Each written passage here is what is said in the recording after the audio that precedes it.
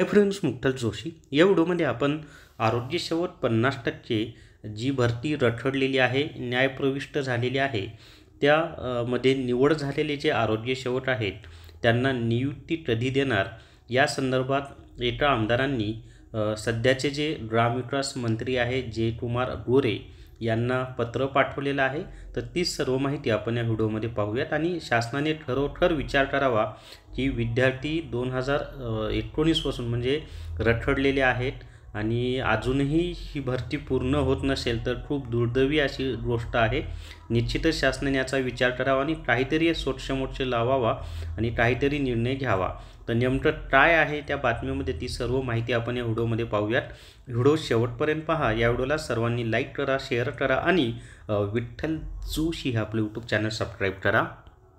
जर तुम्हाला सरळ सेवा रेकॉर्डेड व्हिडिओ कोर्स विकत घ्यायचा असेल तर प्ले स्टोरवरून विठ्ठल जोशी ॲप डाउनलोड करा आणि सरळ सेवा रेकॉर्डेड व्हिडिओ कोर्स विकत घ्या।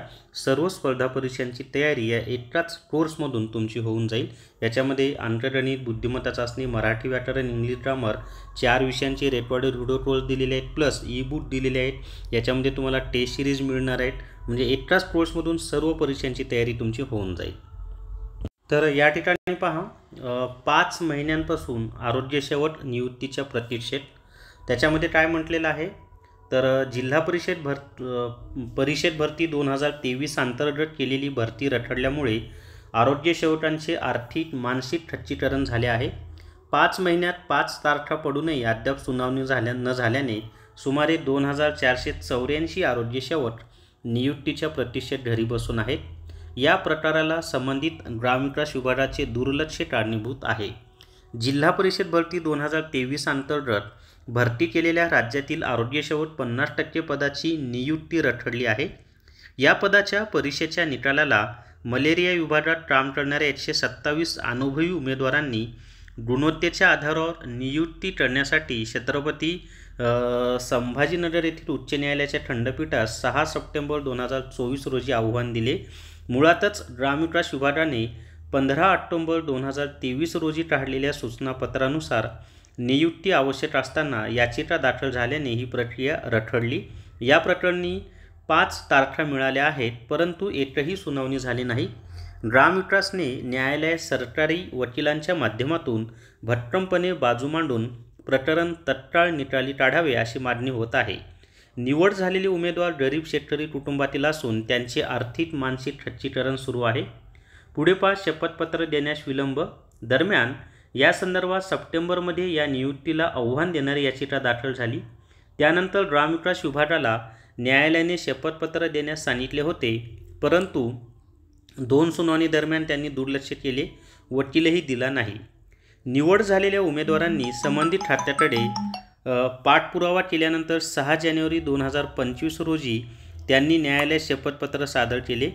त्यात अनुभवपात्र असलेले केवळ 127 उमेदवार असल्यामुळे कमीत कमी गुण मिळवणाऱ्या खुल्या गटातील उमेदवारांची नियमानुसार निवड केल्याचे म्हणणे मांडले।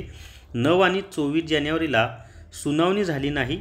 6 फेब्रुवारीला होणाऱ्या पुढच्या सुनावणीकडे सर्वांचे लक्ष आहे। म्हणजे आता परत पुढची सुनावणी कधी होणार आहे तर 6 फेब्रुवारीला होणार आहे।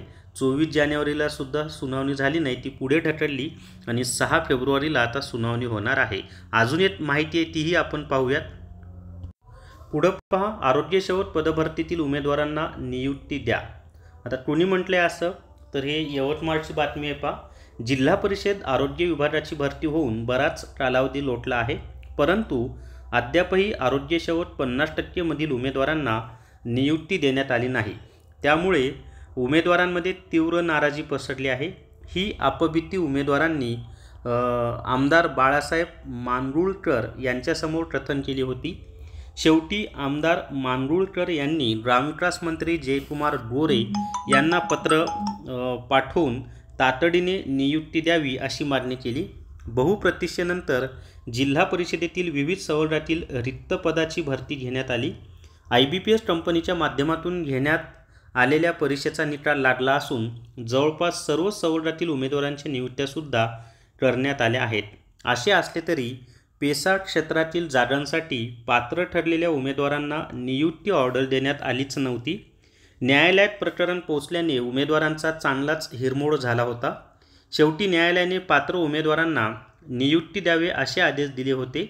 त्यानंतर ग्रामसेवक तसेच आरोग्यसेवक पदासाठी पात्र झालेल्या उमेदवारांना नियुक्ती देण्यात आली, परंतु आरोग्यसेवक 50%च्या ऑर्डर काढण्यात आल्याच नाहीत. या प्रकारामुळे उमेदवारांमध्ये शासन आणि प्रशासनाविरुद्ध तीव्र संताप व्यक्त केला जात आहे. दरम्यान जिल्ह्यातील काही उमेदवारांनी आमदार बाळासाहेब मांडुळकर यांची भेट घेतली.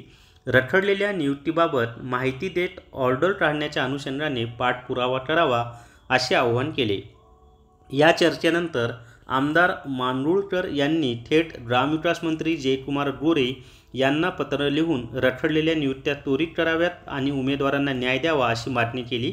माझं तर मत आहे की ज्या पद्धतीनं पेसामधील उमेदवारांना नियुक्त्या दिल्या, तिथं त्यांची केस अजूनही न्यायालयामध्ये आहे, तशाच नियुक्त्या या 50% आरोग्यसेवकांना सुद्धा द्याव्यात अशी शासनाला माझ्याकडून विनंती आहे आणि काय तो एकदाचा सोटशे मोठशे लावावा. तर या व्हिडिओमध्ये हीच माहिती मला द्यायची होती मित्रांनो. या व्हिडिओला सर्वांनी लाईक करा, शेअर करा आणि विठ्ठल जोशी हे आपलं यूट्यूब चॅनल सबस्क्राईब करा. Thank you very much.